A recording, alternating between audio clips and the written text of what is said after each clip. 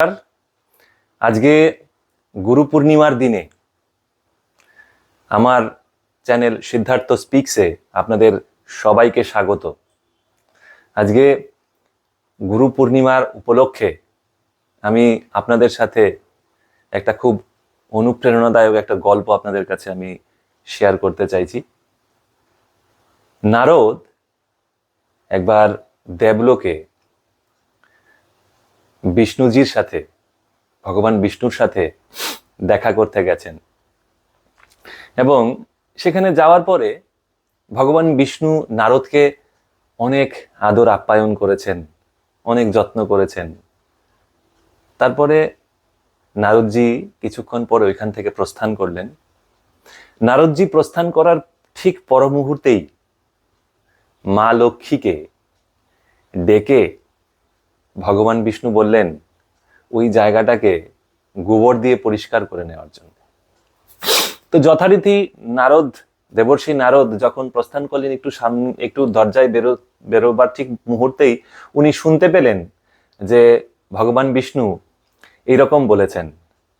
সঙ্গে সঙ্গে দেবর্ষি নারদ আবার ভগবান বিষ্ণুর কাছে গেলেন। ভগবান বিষ্ণুর কাছে গিয়ে জিজ্ঞেস করলেন, হে প্রভু, আপনি কেন এই রকম আমি চলে যাওয়ার পরে গরুর গোবর দিয়ে এই জায়গাটাকে পরিষ্কার করতে বললেন? আমি আসার পরে আপনি আমাকে এত আদর করেছেন, আপ্যায়ন করেছেন, আতিথেয়তা করেছেন। তখন ভগবান বিষ্ণু দেবর্ষি নারদকে বলল, হ্যাঁ, আপনি ঠিকই শুনেছেন। কারণ যাদের গুরু নেই তারা হচ্ছে নিগোড়া।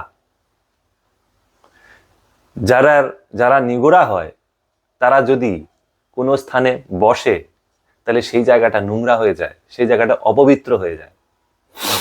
তাই আমি লক্ষ্মীকে আমি বলেছি ওই জায়গাটা পরিষ্কার করার জন্য। তখন দেবর্ষি নারদ প্রণাম করে ভগবান বিষ্ণুকে বললেন, আপনি বলুন আমি কাকে আমার গুরু মানাবো।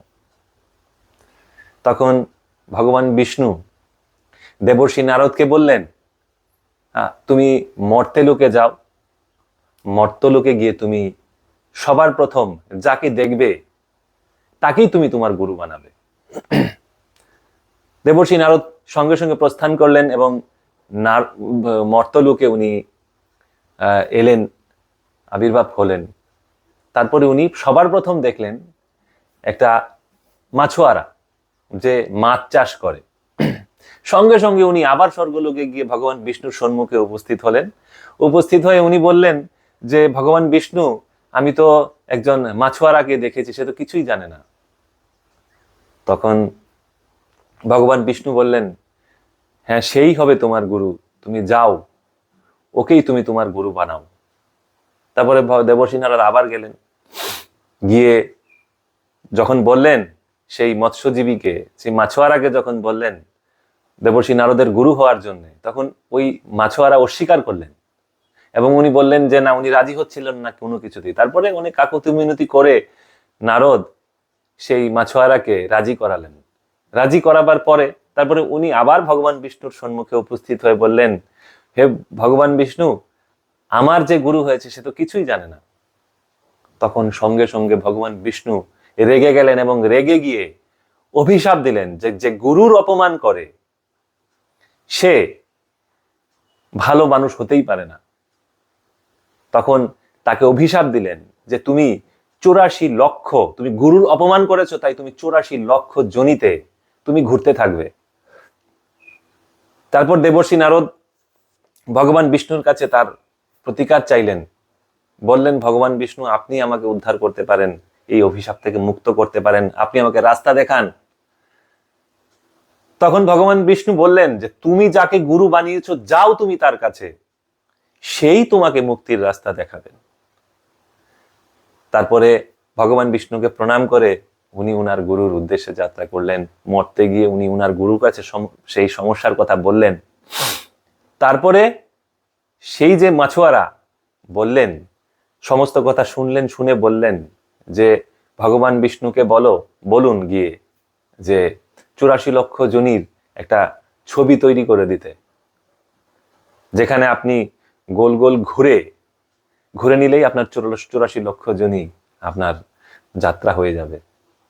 তখন ভগবান বিষ্ণুর কাছে আবার নারদ মুনি গিয়ে উপস্থিত হয়ে উনি বললেন যে এই মাছোয়ারা এই কথা বলেছে। তখন ভগবান বিষ্ণু বললেন, দেখেছো, তুমি যাকে বলেছো যে কিছুই জানে না, সেই তোমার মুক্তির পথ দেখিয়েছে, এবং বলল যে 84 লক্ষ যোনির পৃথিবীতে নেই তার ছবি তৈরি করে দেওয়ার জন্য। তখন ভগবান বিষ্ণু 84 লক্ষ যোনি তৈরি করে দিলেন, এবং সেই ছবিতে গোল গোল ঘুরে সেই শ্রাপ থেকে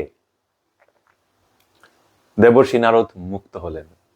তো এখানে আমাদের হিন্দু শাস্ত্রে এটা বলা আছে যে গুরু গুঙ্গে গুরু বাবরে গুরু কে রহিও দাস, গুরু जो भेजे नरक को वहां भी रखियो आस। মানে গুরু যদি বোবাও হয়, গুরু যদি কানেও না শুনে, গুরু যদি কিছু না বুঝে, তারপরেও গুরু যদি নরকেও যেতে বলে নির্দ্বিধায়, সেখানেই সেটাকে আশীর্বাদ মেনে যেতে হবে। গুরুর যদি আশীর্বাদ থাকে তাহলে গুরুও সেই শিষ্যর ক্ষতি করতে পারে না। এটাই হচ্ছে গুরু শিষ্য পরম্পরা। আজকে আমাদের এই গুরু পূর্ণিমার দিনে আশা করি আমার এই অনুপ্রেরণাদায়ক যে গল্পটা আপনাদের সাথে শেয়ার করলাম সেটা আপনাদের ভালো লাগবে। নমস্কার, সবাই ভালো থাকবেন।